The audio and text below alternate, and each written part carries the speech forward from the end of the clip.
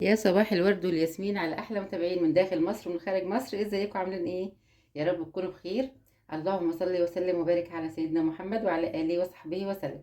النهارده هنعمل وصفه خطيره جدا زي ما انتم شايفين كده المكونات قدامكم. هنعمل وصفه خطيره وفي نفس الوقت سهله وبسيطه وسريعه للناس اللي بتحب الاكلات السهله السريعه. هنعمل صينيه او طاجن عسل كده. هنبدأ نقول مكونات الطاجن بتاعنا الرئيسي. الفراخ، انا معايا فرخة وسط مقطعاها زي ما انتم شايفين كده قطع صغيرة. تمام، وفتحها واخداها فتحة كده من كل قطعة فتحها شوية زي ما انتم شايفين كده. تمام، طبعا الفراخ بتجيبيها بتحطيها في محلول النقع اللي هو عبارة عن مية بملح بشوية سكر وتعصري عليه ليمون وتسيبيها مثلا حوالي ساعة وبعدين تغسليها كويس جدا.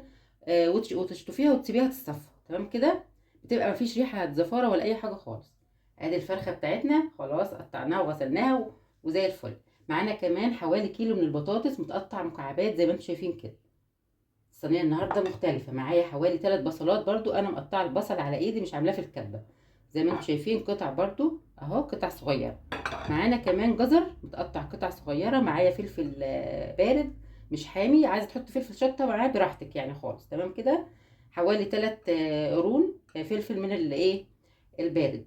معانا كمان حوالي نص كيلو طماطم وزياده شويه مفروم مفروم يعني خشن شويه مش ناعم، ما تضربوش تخليه ينعم قوي، خليه خشن.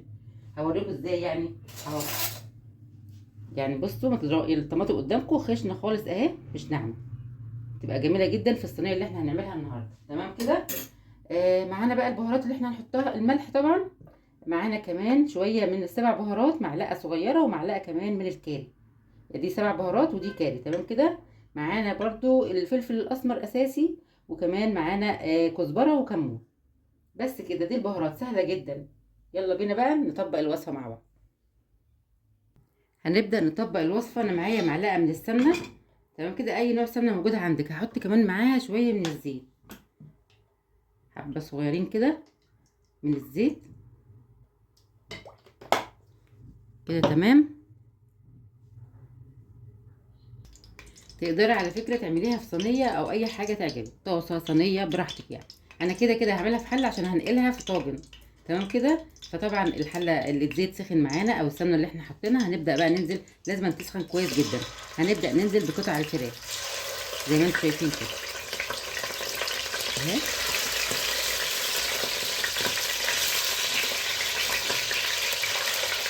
شايفين انا مقطعاها قطع صغيره.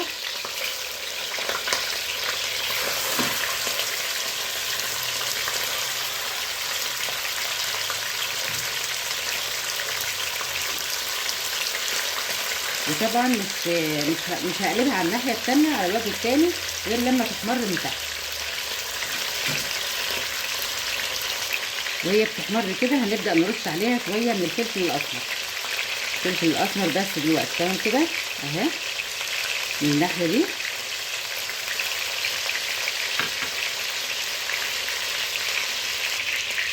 هنبدا نبص عليها كده ونقلبها بقى الناحيه التانيه.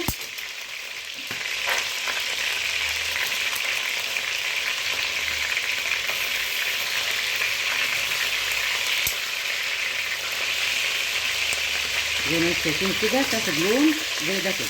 تمام اهو.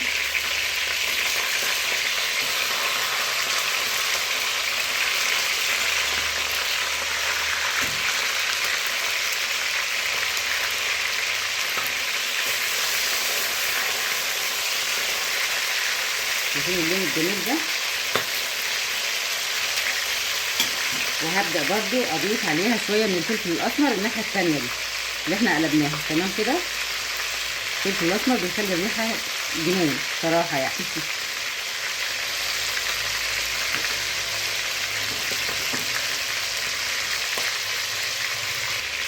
هنضيف كمان شويه من ال7 بهارات وشويه من الكاري عشان تدي لون حلو كده لقطع الفراخ بتاعتنا.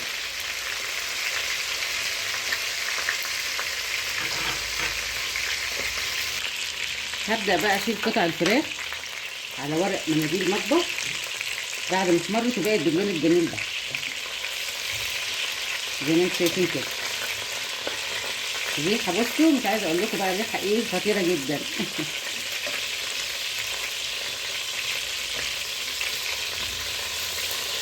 اهي.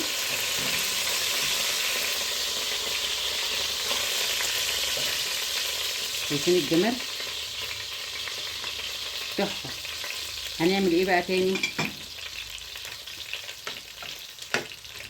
في نفس الزيت كده او السمنه اللي احنا حاطينها هننزل بالبصل. بسم الله. بصل بس كده، وبعدين نحط عليه بقى البهارات بتاعتنا الجميله دي بعد ما نشوحه شويه.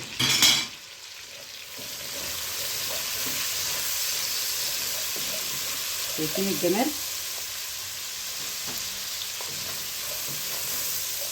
البصله طبعا عايزينها يعني ايه تتشوح كده لحد ما لونها يبقى ذهبي شويه.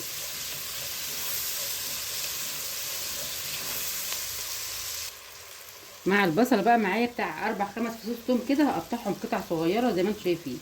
عايزه تحطي توم مفروم براحتك، بس هي وهي متقطعه بصراحه التوم بيبقى جميل كده مع كل المكونات اللي احنا هنحطها مع بعض. قطع صغيره، ده توم مفرز يا جماعه، مفرزات. بشيله زي ما هو كده فصوص في بطرمان، بيفضل زي ما هو من السنه للسنه ما بيجروش حاجه، بس على شرط ان انت تطلعي التوم ده وقت ما تكوني عايزاه، بس يعني تاخدي منه التوم البطرمان التوم وتدخلي التوم تاني ترجعيه في الفريزر تاني. تمام كده كله تمام. ونقلب بقى الريحه. بصوا انا مش عايزه اقول لكم الريحه يا جماعه يعني خطيره جدا. ونصلي على الحبيب المصطفى، اللهم صل وسلم وبارك على سيدنا محمد وعلى اله وصحبه وسلم. هبدأ بقى اضيف البهارات بتاعتنا اللي هو الكزبره والكمون والفلفل الاسمر الباقي اللي انا خدت منه دلوقتي على الفراخ. الملح بنضيفه في الاخر. يعني عايزه اقول لكم كمان معلومه حلوه جدا، التوابل لما بتحطيها تضيفيها على البصله لو انت بتعمليها بتدي ريحه خطيره. جربيها يعني. بصوا هتشم ريحه الاكل عندك في البيت، والجيران هيشموا كمان ريحه الاكل، الشارع كله هيشم ريحه الاكل ربنا يستر. فيعني جميله جدا، يعني فكره حلوه. كده خلاص شوحناها. هبدا انزل بايه بقى؟ بالبطاطس. جيب البطاطس بقى وانزل بيها على البصله الخطيره دي زي ما انتم شايفين كده اهي. الله الله الله. ونقلب الكلام الخطير ده. شايفين الجمال؟ نهدي النار شويه. كمان ابدا انزل في الجزر اللي احنا عاملينه اهو. شايفين الالوان الحلوه؟ يا سلام يا سلام. سلام على الجمال والريحه الخطيره.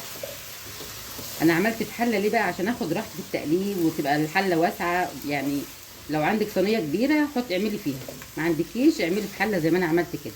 هبدا بقى انزل بالسبع بهارات والكاري. مفيش موجود عندك السبع بهارات ولا الكاري عادي خالص، يعني ممكن تخليكي على الفلفل الاسمر والبهارات اللي هي ايه اللي بتاعتنا العاديه، اللي هي البهارات اللي هي الفلفل الاسمر والكمون والكزبره. عايزه عندك الحاجات دي ضيفيها. تمام كده. شايفين اللون؟ اصلا لون البطاطس جميل جدا ازاي، تحفه. هنبدا كمان ننزل بايه مش هنسكت؟ الفلفل. ممكن كمان لو عندك فلفل الوان حطي فلفل الوان. فلفل شطه اللي بيحب الشطه. وهقلب بقى فيهم كده شويه يتشوحوا بس. شايفين اللون الجميل ده؟ هتبقى اخطر صينيه يا جماعه بطاطس مكعبات بالفراخ. نعلي النار تاني شويه كده عشان تشوح كويس.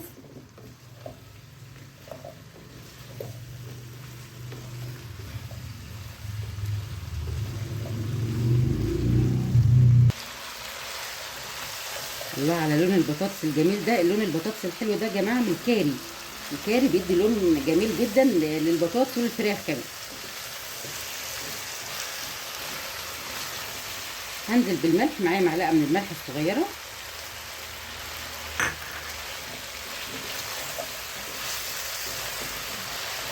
الله على الكلام الخطير ده. وكمان هنجمل الكلام ده كله بايه بقى؟ بشويه من الايه الكزبره الخضراء. عندي كزبره خضراء مفرزاها اهي. خضرة زي ما هي، ما فيهاش كانك مطلعاها، كانك مخرطاها طازه لسه. وتحط شويه كده. يعني انا بصراحه هي يعني تعتبر حزمه من الكزبره، كنت حطها لوحدها في علبه يعني. تمام. ونقلب. الله الله على الالوان والجمال والريحه بقى الحلوه اللي طالعه دي يعني. يا سلام يا سلام يا سلام. عندك بقدونس حطي بقدونس، بس الكزبره بتدي ريحه بقى كمان احلى. ما فيش خضره عندك موجوده عادي مش مشكله، ما تعمليش بخضره، يعني تمشي كده او كده، يعني مش شرط اللي انا بحطه تحطيه، بس هي الاساسيات اللي هي البطاطس والجزر والبصل طبعا والحاجات اللي انا ضفتها والفلفل.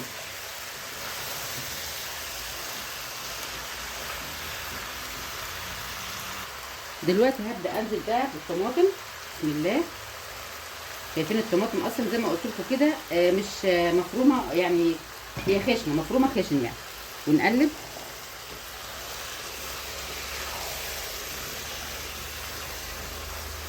بسم الله ما شاء الله. الله الله على الجمال. وهتغلي بس حبه صغيرين، لان انا هنقلها في بايركس واحطها في الفرن. هسيبها بس تغلي شويه صغيرين، 5 دقايق كده مع نفسها، وارجع لكم تاني. شايفين البطاطس بتاعتنا، انا جبت فضيتها بقى في الطاجن زي ما انتم شايفين كده، بخار طالع سخنه جدا. هنعمل ايه بقى؟ شايفين الجمال؟ الله الله الله على الجمال، تحفه يا جماعه تحفه. وريحتها بصوا، مش عايزه اقول لكم الريحه بقى، انتوا بقى تخيلوا الريحه. الريحه خطيره جدا. رصيناها كده، تحطها في اي صينيه عندك، يعني مش شرط بايركس، ممكن تعمليها في طاجن فخار لو عندك، وتضيفي بقى عليها القطع الفراخ على الوش كده اهي زي ما انتم شايفين. وهتكمل طبعا سواها في الفرن. احلى صينيه فراخ يا جماعه بالبطاطس المكعبات، تحفه تحفه تحفه. خطيره. بس اهم حاجه قطعي الفراخ قطع صغيره زي ما انت شايفه، عايزه تصغريها عن كده كمان براحتك يعني. شايفين كده؟ هعمل ايه بقى؟ انا طبعا مشغله الفرن من قبلها عشان يسخن. انا هحط ورق حراري، نجيب كده ورق حراري على قدها اهو.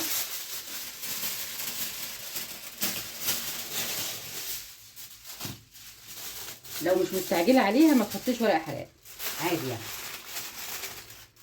وهدخلها الفرن بقى على درجه حراره 200 لحد ما تخلص سواها. هقعد اعملها اغلفها بورق حراري تاني قطعه كمان بالطول والعرض، عشان تبقى متقفله عليها كويس، عشان تستوي قطع الفراخ والبطاطس تاني. عارفين البطاطس ما بتاخدش سوا يعني. بس كده هدخلها الفرن وارجع لكم تاني.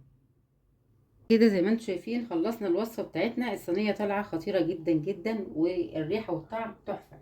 هنعمل ايه بقى؟ زي ما انتم شايفين كده، الصوص اللي هو بتاع البطاطس هنلمع بيه وش الفراخ كده، او لو عندك بقى قطعه سمنه ولا حاجه ممكن تحطيها برده، والصينيه طالعه كده من الفرن، فبتبقى جميله كده وفيها لمعه وطريه وحلوه جدا.